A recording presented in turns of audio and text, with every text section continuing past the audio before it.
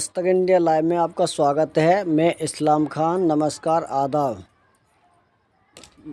करावल नगर जिला कांग्रेस के अध्यक्ष आदेश भारद्वाज जी से बात करते हैं।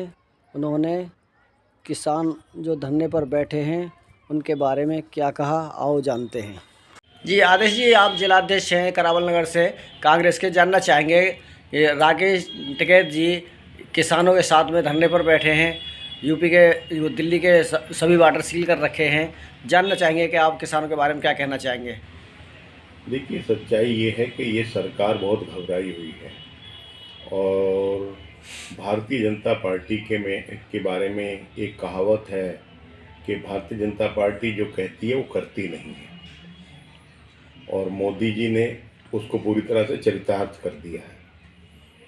भारतीय जनता 2020 में जो है किस तरह से एक साल तक इतना लंबा धरना किसानों ने रखा और प्रधानमंत्री ने ये महसूस किया कि कहीं ना कहीं हमारी कोई गलती रही है और हम अपनी बात लोगों को नहीं समझा पाए, और किसानों की बातें जो थी उनका उन्होंने समर्थन किया और ये कहा कि हम जल्दी से एमएसपी और तमाम चीज़ों को पूरा करेंगे।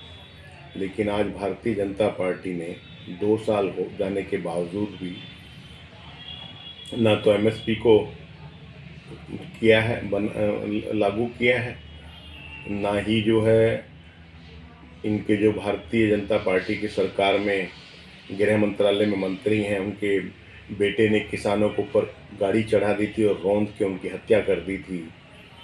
उसके खिलाफ केस भी रजिस्टर्ड नहीं हो रहा था। किस तरह से किसानों के प्रोटेस्ट के बाद वो केस रजिस्टर्ड हुआ, लेकिन उस मंत्री का इस्तीफा तक सरकार ने नहीं लिया।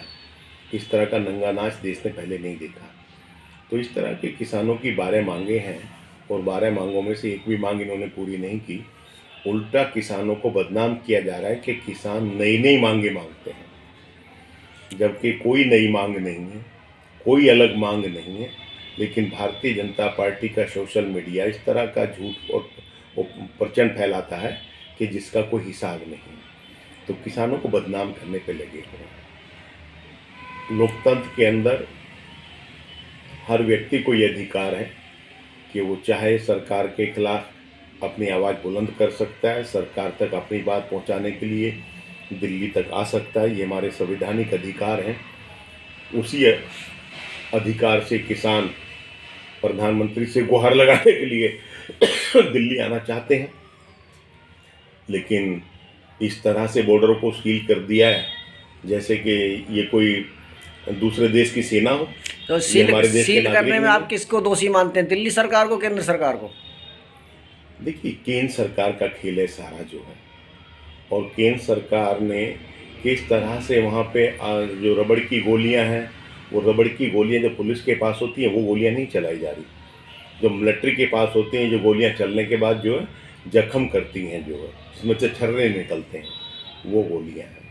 आंसू गैस के गोले भी वो दूसरी तरह के हैं, जो आम पुलिस हमारी इस्तेमाल करती है वो नहीं है, और वो एक्सपायरी डेट के हैं, ताकि कल को सरकार को अगर कोई केस डालता है, कुछ करता है, तो ये भी नहीं बताना पड़ेगा कि हमारे ये थे।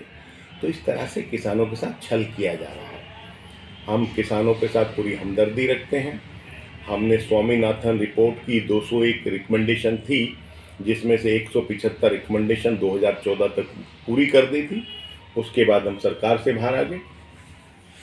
25 मांगे उसमें से जो 26 मांगे बची हुई हैं, उन 26 मांगों को भी हमारे कांग्रेस के नेता राहुल गांधी जी ने यह एश्योरेंस दिया है कि अगर हमारी सरकार बनेगी तो हम 26 के 26 रिकमेंडेशन को और लागू करेंगे।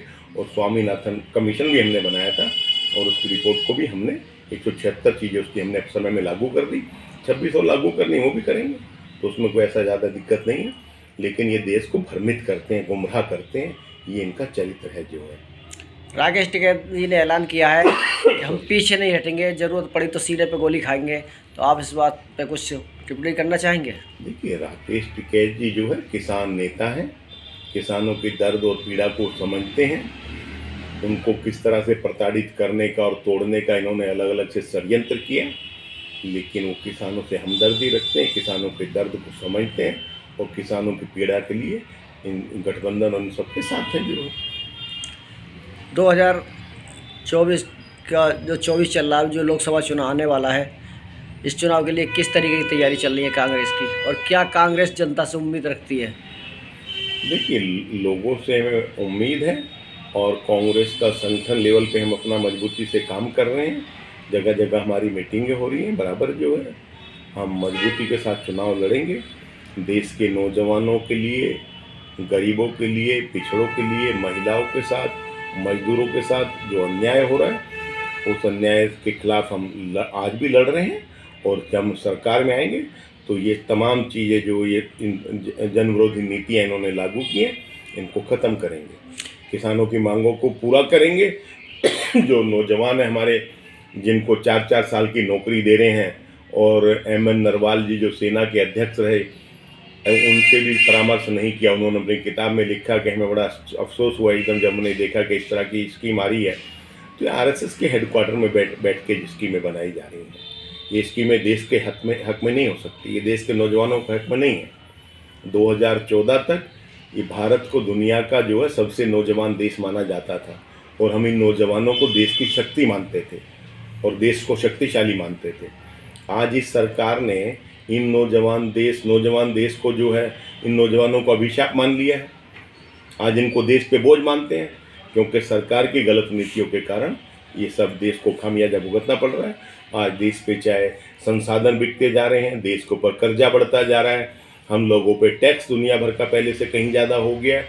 तो क्या कारण है कि हम टैक्स भी दे रहे हैं ज़्यादा, हमारे जो संसाधन सरकार के हैं वो बिकते जा रहे हैं, और उसके बावजूद सरकार आरबीआई से भी पैसा ले लेती है।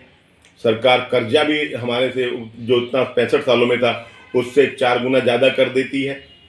तो कैसी व्यवस्था है, कैसी देश को चला रहे हैं, और कहाँ ये पैसा जा रहा है? तो ये सब चीज़ें जो है लोगों को समझ में आ रही हैं। इन्होंने पूरी तरह से देश को डुबो दिया है और ये देश को एकदम कंगाल कर दिया है। कांग्रेस कितनी सीटों की उम्मीद रखती है लोकसभा चुनाव, कितनी सीटें जीत कर आ सकती है?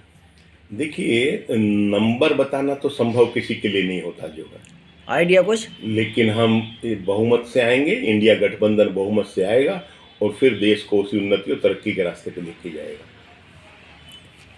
खबर मिली है कि राहुल गांधी जी ने अपनी न्याय यात्रा बीच में ही समाप्त कर दी है। नहीं, राहुल गांधी जी ने न्याय यात्रा समाप्त नहीं की है। यात्रा में बीच में अगर कहीं को काम पड़ता है तो दिल्ली या दूसरे प्रदेश में जहाँ जाना होता है वहाँ वो चले जाते हैं। तो हम यात्रा को समाप्त नहीं कर रहे, यात्रा कंटिन्यू है।